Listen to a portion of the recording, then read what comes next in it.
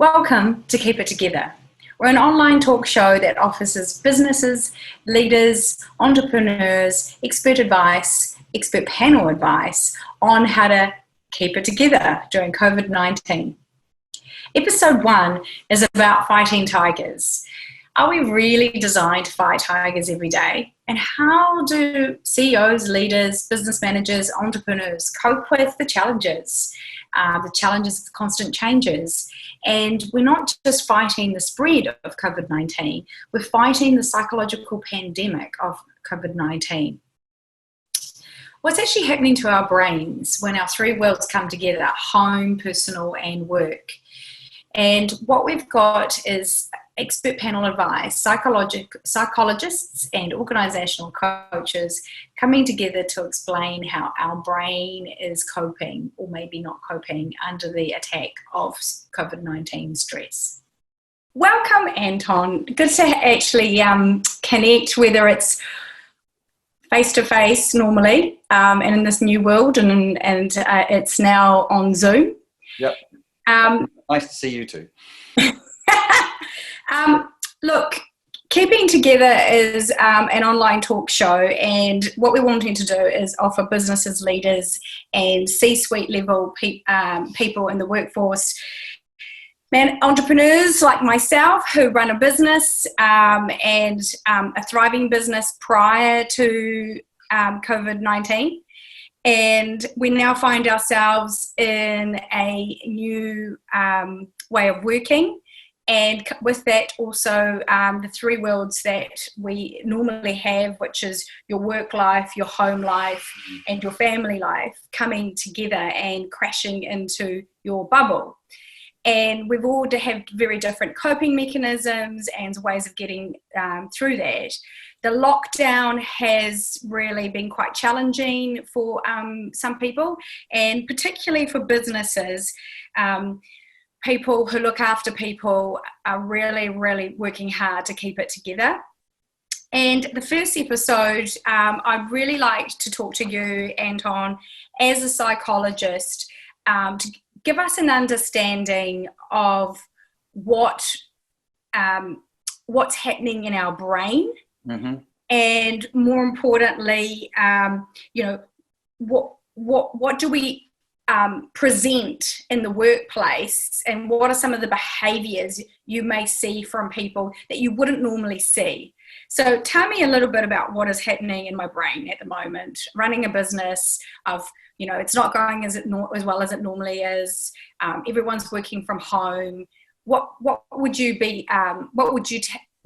tell someone who is seeing things, or from colleagues that they don't normally see? Well, the first thing to put it into context is it may sound weird or a bit controversial, but in reality, there is no such thing in the world as stress. What we experience is the brain's processing of the external world. If you think about it logically, no situation or event comes already wrapped up in its own emotion. The only way in which we experience the emotion is by the stories that we tell ourselves about what's happening in the external world. So, for example, if you say something like, well, I haven't got a job, that is a fact from the external world. But what we then do in terms of processing it, which means I'll never get a job, which means I haven't got enough money for the family, we create a story, which is what we then experience stress from.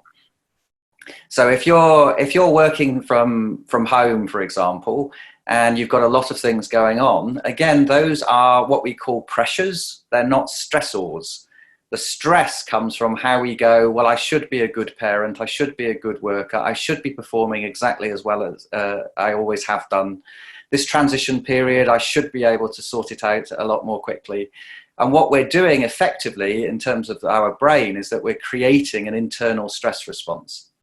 And it's useful to think about the brain as existing in three main states. One of them is a green brain state.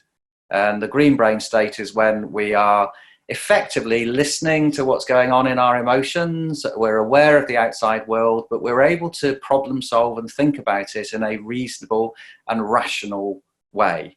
And that way we are able to reflect and problem solve and get through things. Now that sounds great, but when we're under pressure, we then can often move into what's known as an orange brain state. And the orange brain state is where we are now starting to be very sensitive to potential threats that we see around us. This is what the brain has always been set up for, is a threat recognizing machine. So it's only doing what it's programmed to do. But in that orange brain state, if you can imagine thinking, for example, well, I'm fine as long as nothing else happens. So I'm just about on top of my work. But if a child starts screaming in the background, then I'm going to get really mad. That's because we're in an orange brain state. We are super sensitive to any potential triggers or threats around us. Sorry, keep going. So that's an orange brain state. And what you might see if someone is in an orange brain state is that they then become a little bit more irritable, a little bit more easily frustrated. They might be feeling a bit more overwhelmed, but they're still just about holding things together. Now, the third state is when we're in a red brain state, and this is where what's known as the fight, flight, or freeze response kicks in. And this is where we have a strong adrenaline response. And the adrenaline makes our breathing change, it enhances our heart rate, it increases oxygenation to the brain. So we're ready to either fight the challenge, run away from the challenge, or for some of us, we just, the protective mechanism is to just not do anything at all. And in that red brain state, we really cannot think clearly. So this is where the shoulding often happens. I know I should be kind to my kids, but I'm just so overwhelmed, I'm just so over them, that all I want to do is shout and scream or run away. That's the fight, flight, or freeze response. The reason that we have that is, from an evolutionary point of view, we wouldn't be on this planet if we didn't have a fight, flight, or freeze response, because in the past, it's protected us from physical danger. The problem is that because we have this logical, problem-solving, future-focused, past-focused part of the brain, we are also now very sensitive to social threats and potential threats.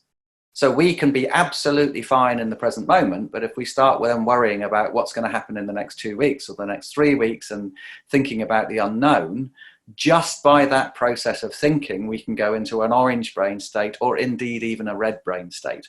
And in that red brain state, our emotional center, our fight, flight, or freeze response is the thing that drives us forward.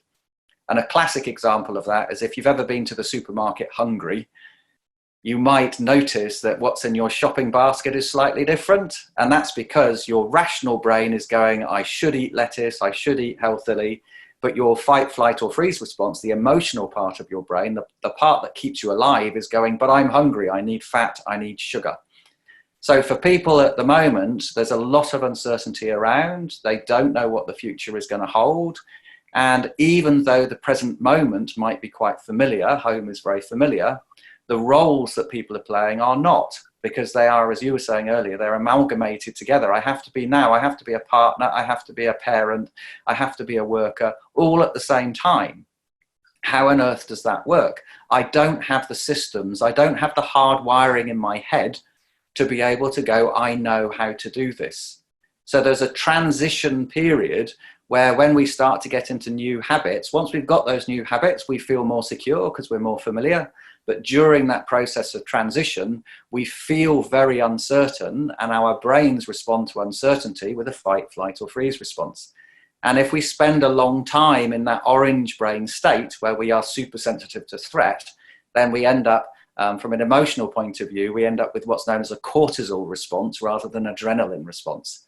So the adrenaline response is what happens immediately, and the cortisol response is where we are in a state of prolonged anxiety. And that's really unhelpful for our thinking, and it's also really unhelpful for our interactions with others. And more than that, it's even physically really unhelpful as well. This is where it suppresses the immune response. So we end up with the body in a long-term state of threat. And that's not from the threat in the external world. As I said before, there is no threat. The threat is coming from what we're doing in terms of making predictions about the future, catastrophizing, feeling overwhelmed because we don't know how to manage or create structures that make us feel safe in the present. So that is what is creating the stress response, not the fact that we are working from home, or not the fact that we really don't know what's going to happen in the future. Because again, if you think about it logically, none of us know what the future holds. We just pretend we do most of the time, which is what normally keeps us safe.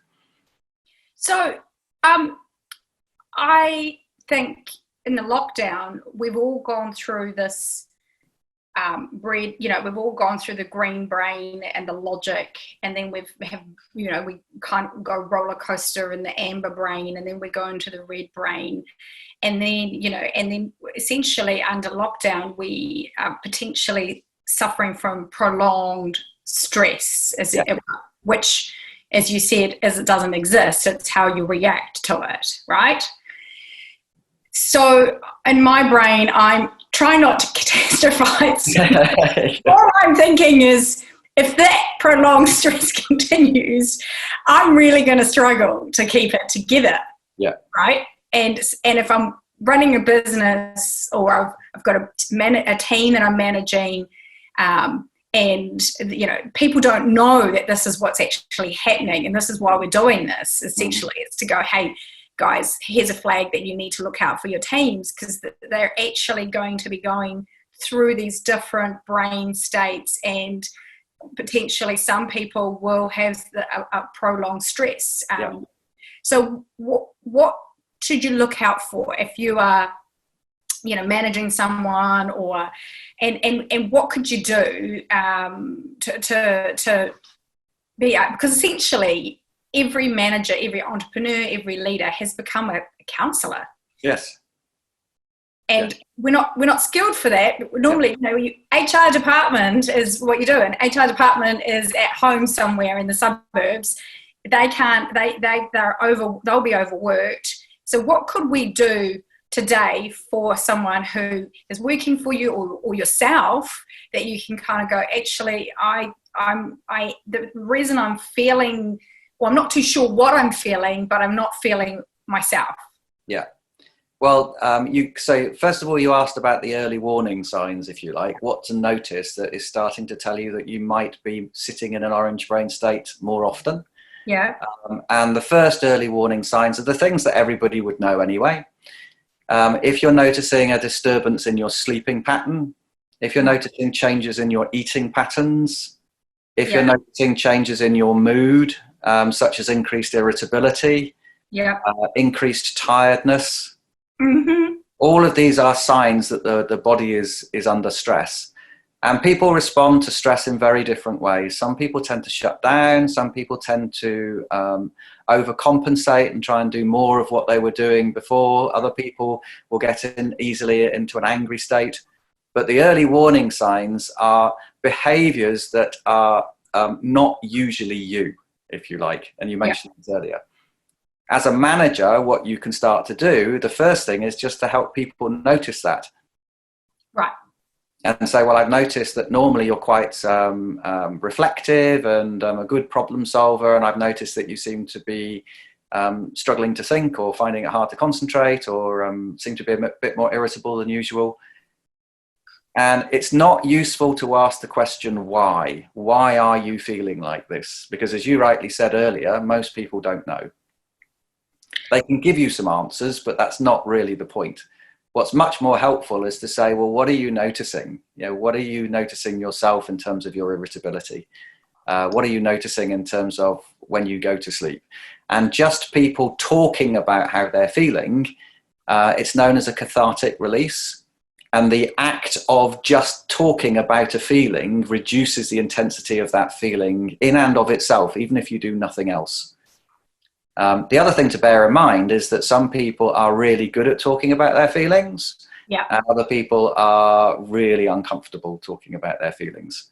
So if you notice that someone is talking much more about their thoughts, or much more about their behaviours, don't press for, yes, but how are you feeling? How are you feeling? How are you feeling? Right. Well, what are you noticing in your behaviours, and what's that like for you? Or what are you noticing in your thinking, and what's that like for you? And so don't ask why. And there are a lot of people in management who would be very uncomfortable, even, because that's not normally that maybe the relationship before lockdowns or, that they've had. So it's good that you're saying don't ask why. But I do like, this idea of, so you ask them what they are noticing. Yeah.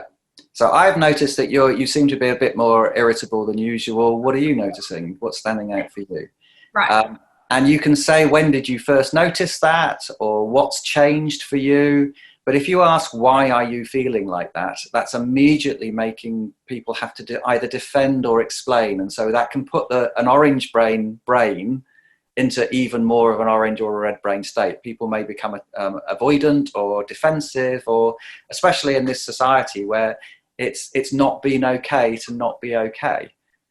This is a new way of working with people, in a sense, for some, because we've very much focused on tasks and outcomes, and actually to say it's okay in this environment to feel in an orange brain state or a red brain state. We need to create a culture where the person who we are leading feels comfortable enough and safe enough to be honest with what's going on for them. Natasha Tucker, welcome.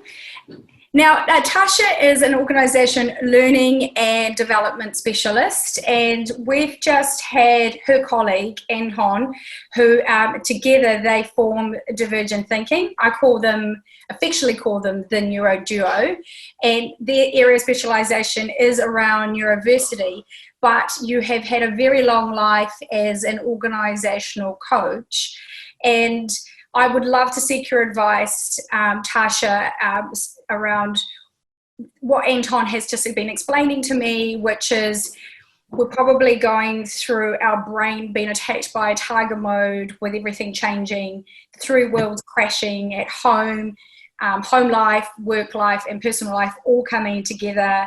And we've been experiencing everything from a green brain, which is, okay, I'm in control and I can do this, to an amber brain, which is everything's a little bit off kilter and I'm probably not reacting the way I normally do with things, and then a red brain, which is I'm really off kilt. And he suggested that and I said to him, okay, well, if you're working from home, you don't have the systems in place that you would have, like an HR department that you can go to if you are under attack in the red brain or in the amber brain mode. And we were reliant on our team managers to pick up those flags. So that means that our team managers, their job scope hasn't increased from what they normally do to a counsellor. Yep. And they probably don't have those skills. So can you help me and everyone out there that is managing teams and go, some of the flag, what we're just thinking of some of the flags, what they are, and more importantly, how can you give us a skill to get to be able to identify those flags and feel comfortable, and people feel comfortable offering up that they aren't in a great space and keeping it together? Yeah, all really good questions. Well, I think it always starts with yourself. So by realizing where you're at and what puts you in a good space, what is it you do to be in your green brain, to be at your best, whether it's, exercise or it's having someone to offload to when you need to, making sure that you have the breaks that you have, etc. And then it's around making sure your team are doing the same. So picking up on the different cues if they, if you having regular catch-ups with them, touching base to see and ideally by Zoom or something that is a video option, so you can see how they look and how they're responding, and even the emails I send you.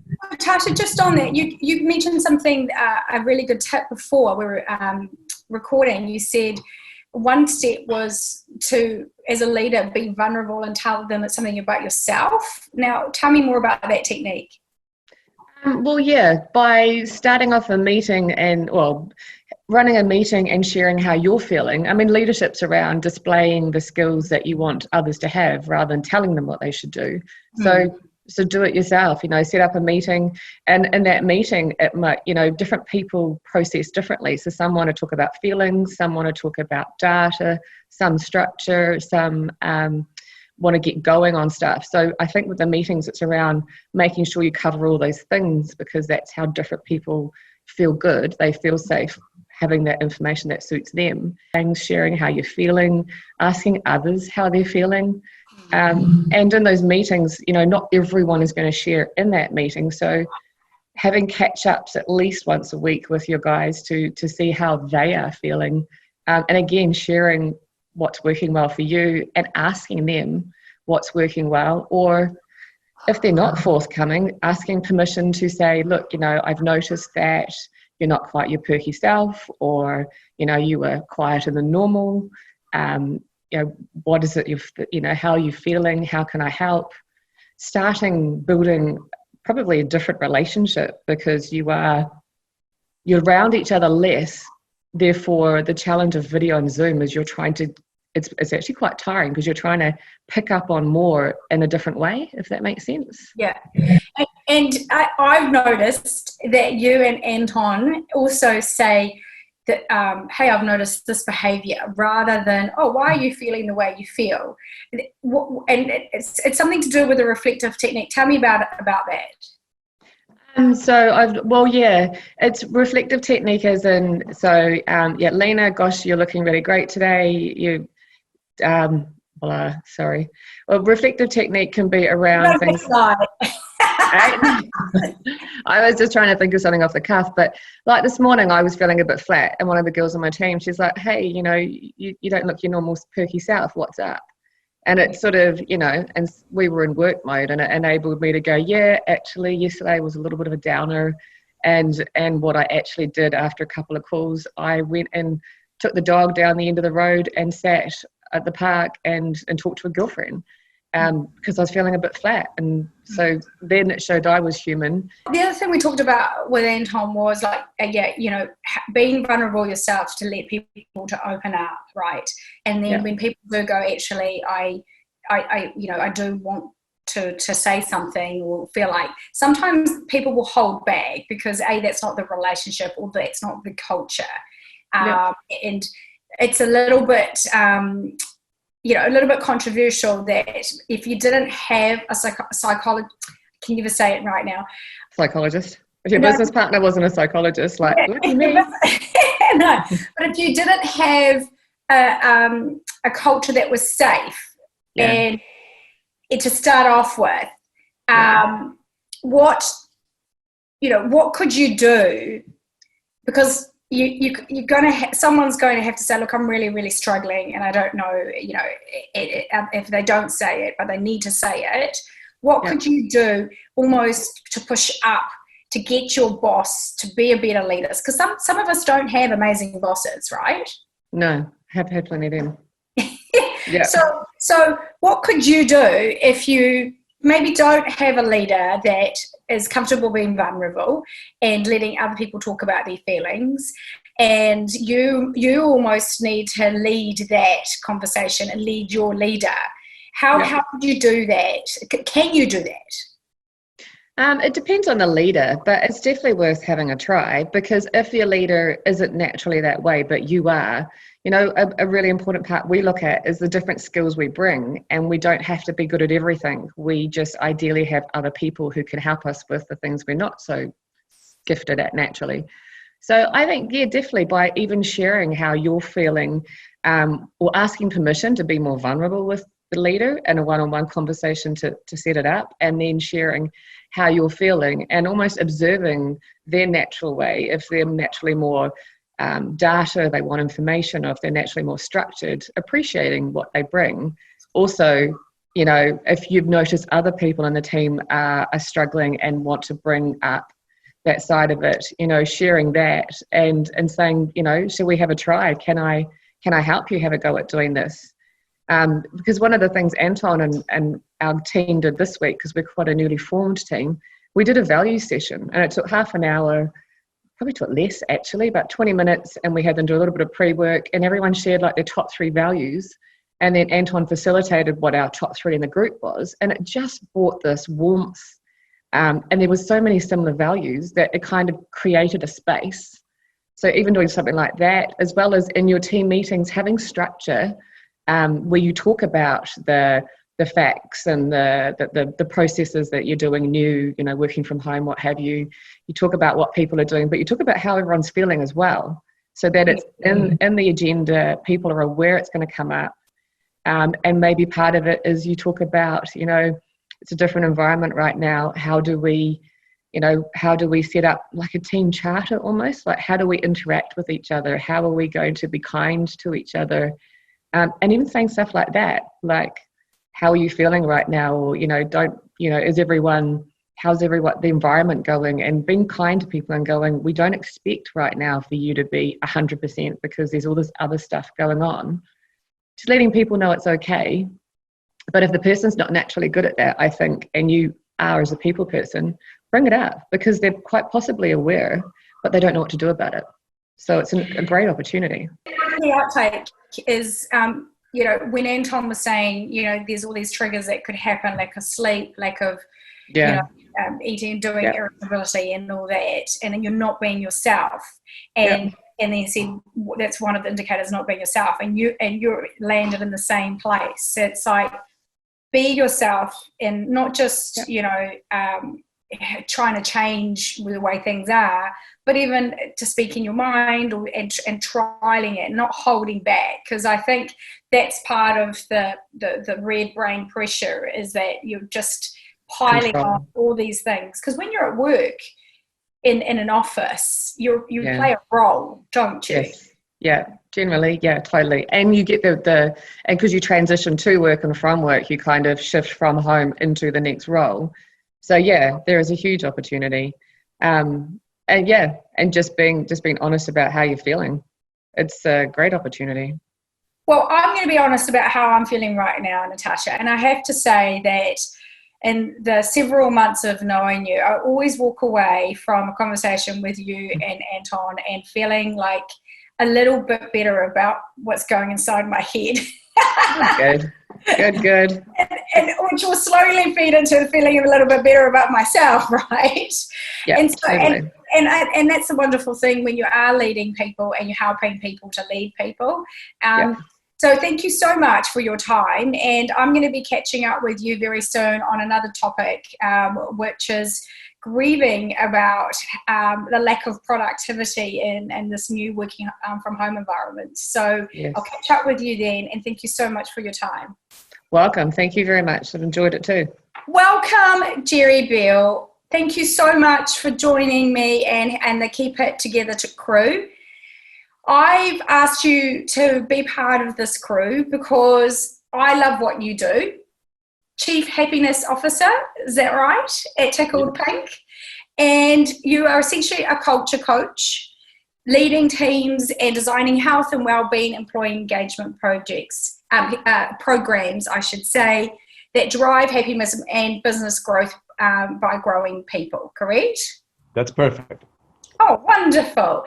So we have spent a little bit of time with Anton Ashcroft, who is a registered psychologist, and also Natasha Tucker, who is a lead learning and development coach. And they have very varying views on the question that I have got for this episode, which is, I feel like we're under attack, like it being our businesses, for business and leaders and entrepreneurs, we have been put under mental pressure that we've never seen before. And not only are we fighting the COVID-19 spread, but we're also fighting a psychological pandemic, okay?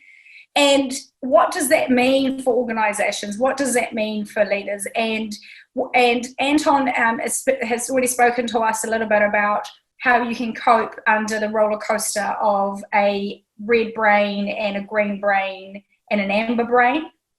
And that's for obviously individuals. What happens regarding a company culture, right, where you're operating, you have an ethos and values prior to COVID-19 in your corporate office or a team or whatever it might be, and then you're all in a bubble and you're having to fight this psychological pandemic. How can you get through it, and how important is your culture to that, company culture? I think over the last 10 years, the majority of organizations, whether there's 15 people or 5,000, have seen the value in installing a designed company culture, which is something ideally which doesn't just hold employees together, but it also makes it possible for the entire team to take ownership of the business and of the business purpose or mission that we're all working together for. Mm-hmm. And beyond that, I mean, all culture really is in the workplace is our values in daily action. We agree a set of behavioral standards that go by the name values. Then as a tribe or a whānau, we contract to collectively and individually uphold those values. So the culture we create at work is purely one of values in action. And what that creates, the biggest benefit that creates for the company, is a sense of belonging.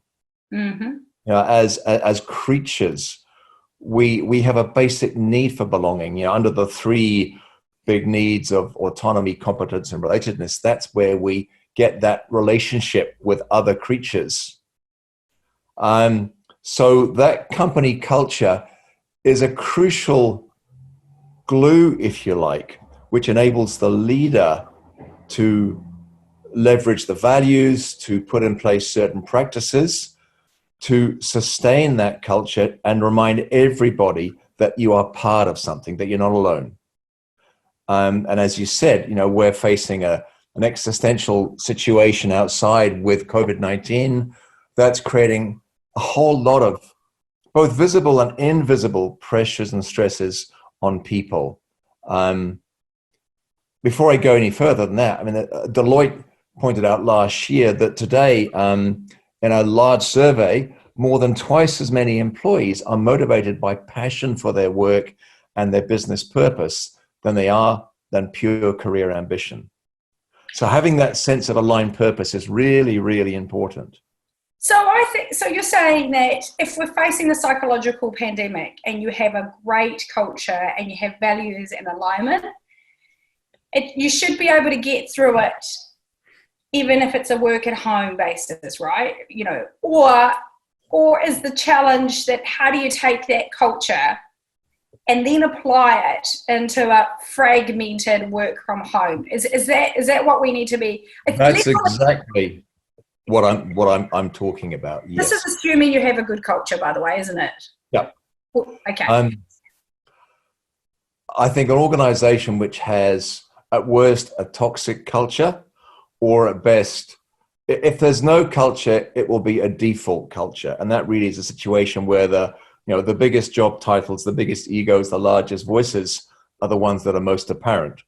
And it creates fragmentation. And one of the reasons that we're seeing employee churn at every industry go up and up and up, I think, is because people either don't feel that they belong to anything which is cohesive, or they feel they've got no future in their organization, whether it's because of some sense of diversity or a career path or whatever. They don't feel they belong. So yeah, you've nailed the big challenge, Lena. How do we transition what our culture is and how it works through to this very scattered, distributed working situation? Because it changes things. Perhaps one of the biggest things it changes is we're not anymore in the company of our workmates. And it's more than just being with other people, you know, and this is very much Anton's territory as well. But when I meet your eyes and see no threat there, you know, my walnut-sized reptile brain goes, no need to fight or flight. You know, and it creates what's called a mirror neuron response. I tend to reflect your behavior. So I walk into an office or a studio or a factory, and I get greeted with smiles and waves and open eyes. It's like, wow, I'm among my tribe.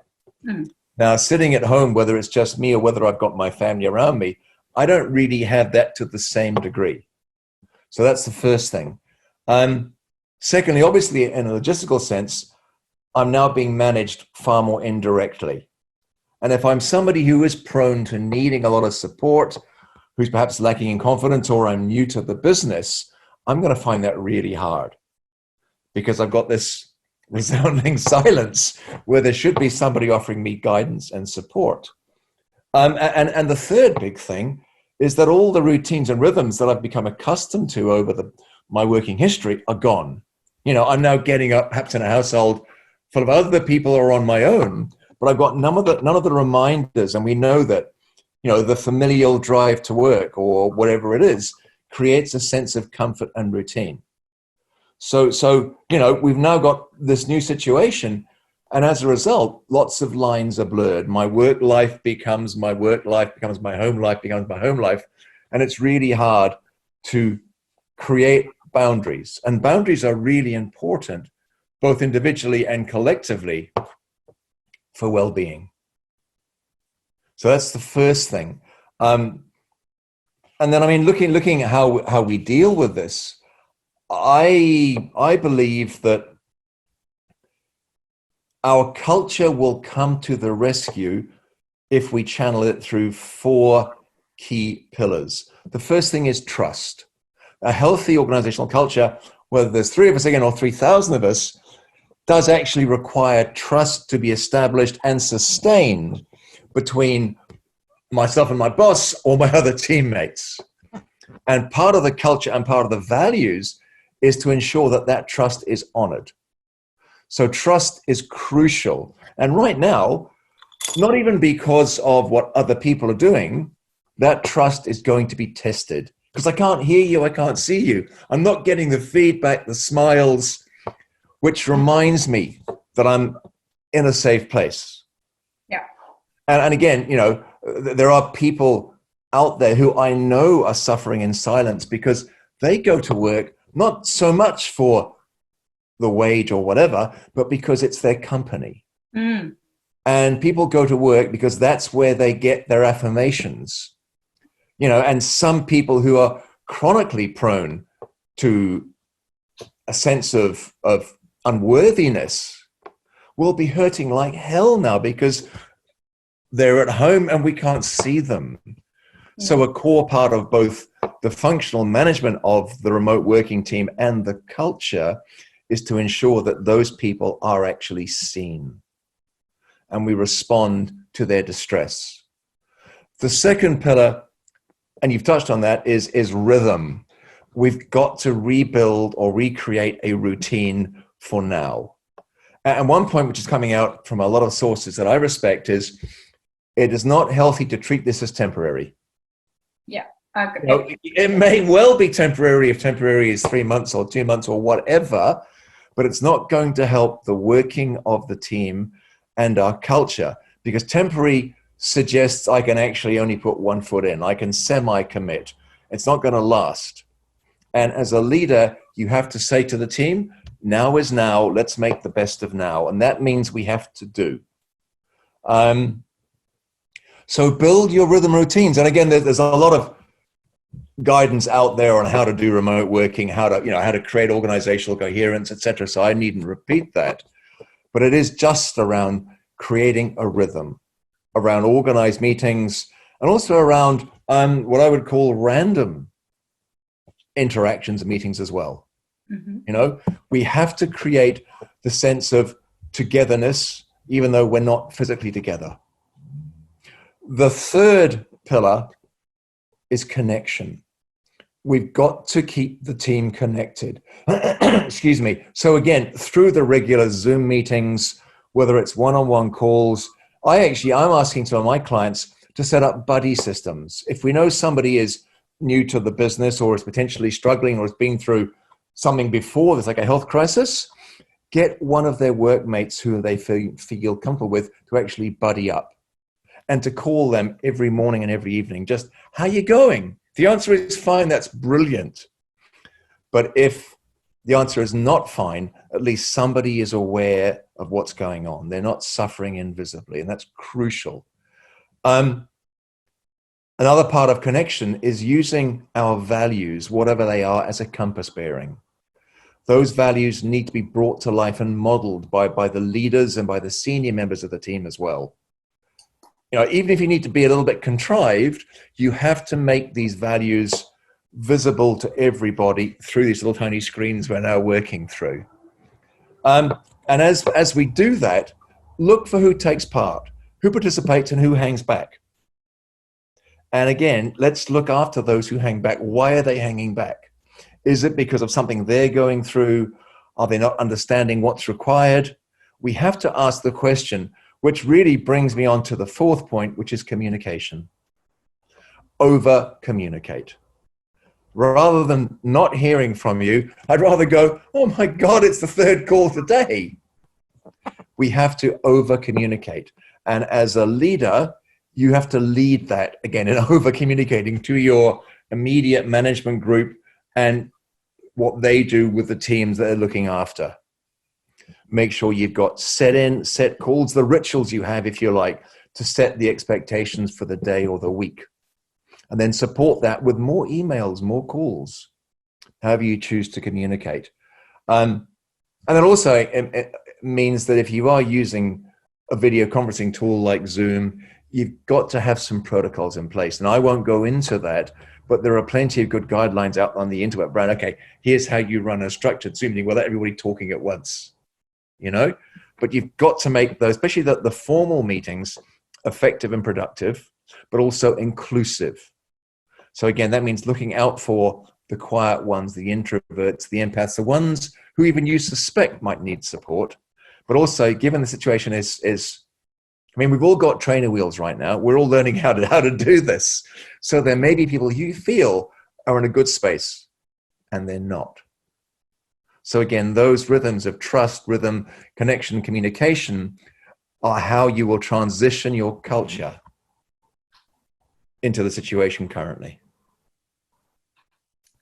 And Jerry, that's just amazing. I'm just absorbing it all because, you know, like you say, there is a culture and you've got to bring that with you into this environment. But clearly, we've all got training wheels on at the moment. Leaders, business, CEOs, entrepreneurs. And I love essentially what you're saying. Even if you don't have a well-established culture, you have a default culture. But the thing that absolutely bang on, if I am facing a psychological pandemic and I don't feel safe, the most important thing was what you said up front, trust. And to me, I think in honouring that trust and feeling like we've got your back as a culture, if you don't have one, if you could just deliver on that, that would be outstanding, right? I agree. And then, like you say, I felt really quite distressed when you raised the voice for people who go to work for their personal affirmation and for what makes them feel good and who they are and of worth, and then they'll be suffering in silence. Oh, that just makes me feel incredibly concerned for people out there. And again, if you have a culture, which goes back to what Natasha was saying, you know, talking about it, encouraging to talk about what Anton was saying was, you know, not asking why you are feeling like that, but asking, I've observed this sort of behavior. Getting these people to talk and not be suffering in silence is so important. And I love, you talk a little bit about rhythms, and again, that will also help you face the psychological pandemic, which I think everyone's finding at the moment. The reality is you will get in rhythm, but it's going to have to change in week 2 and week 3 and week 4, because we are going to be going through that uncertainty. But the communication one and the over communication, I think, is really, really interesting. There are some cultures, and talking about country cultures, that are natural over communicators. Not wanting to say which ones, but I would say, I would say Kiwis I wouldn't describe them as natural over communicators. And yeah, like, is it okay, given the situations that we are, that maybe you do three of those 4 pillars really well, and trust being one of them, and then the other one being communication and connectedness, or like, I'm just thinking about those businesses out there, those people out there who are really forcing themselves to communicate. What advice would you give? And I mean, you don't have the HR team, you don't have that culture support of your other senior leadership team that you can lean on, that other member of the team that might do that well. What do you do if you're that have to do it, but that's just not your natural thing? I actually don't think at this time backing off one of those 4 pillars is an option. And we know that, as a country of small to medium businesses, it's most likely, I mean, everybody's hurting, yes, but it's the organizations that have got, say, between 20 and 100 people who may well be hit the hardest, because they don't have the degree of backing, if you like, let alone the cash in the bank. They haven't got the resource. They haven't got an international or overseas ownership company to support them. Basically, they maybe a founder-owned and run business that's done really well. Then suddenly, bang, this hits. And that is where they may well not have a proper people and culture or HR support team. And sometimes the CEO is the guy who started the company, who's an engineer or an accountant or a helicopter pilot, as opposed to a trained leader, and they've learnt on the job. And by a combination of good decisions, support, and luck, the business has grown. Then suddenly, bang, if you're able to keep your workforce employed, you've got to look after them mentally and emotionally, as well as in a productivity sense. And yeah, I know that there is a strata of New Zealand society that believes that emotions can be a sign of weakness, and push back when they're asked to be empathetic. But I actually believe, and it's now been proven in leadership terms, the ability to be empathetic, which simply is being able to see a situation from somebody else's perspective. I can't know what they're feeling because I'm not them, but being able to put myself in their shoes and, okay, why are you responding this way? And to do the work to find out why they're doing or saying what they're saying, as opposed to going, I don't care. In other words, you don't matter, do it this way. So leaders, I believe today, have to acquire and put empathy into practice. And the second thing here is vulnerability. There's a wonderful talk by Brené Brown, a TED talk, which is, I think, one of the most watched ever, which simply talks to the power of vulnerability. I had a conversation with a client 2 weeks ago. I won't give any details, but he broke down in tears because he was carrying so much stress, both the logistics of the business through lockdown and at the anticipation of having to actually let some of his team go. But he wasn't going to share it with anybody. He was soldiering on. And I said to him, hey, I know you're carrying something out with it.